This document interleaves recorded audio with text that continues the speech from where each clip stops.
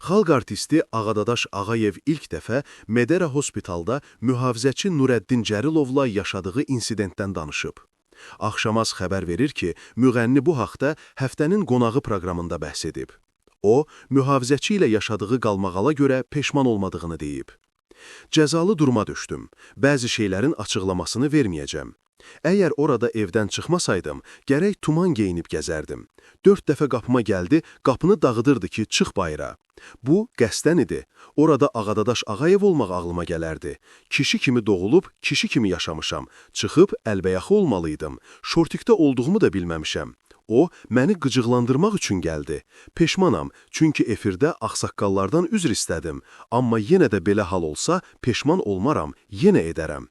Bir arzum var idi, ona çatmaq üçün uçub Bakıya gəlmişdim. Mərhəmət hissi oldu ki, onu bağışladım.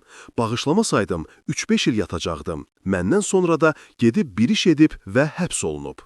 Xatırladaq ki, Medera Hospitalda mühafizəçi Nurəddin Cəlilovla Ağadadaş Ağayev arasında insident baş vermişdi.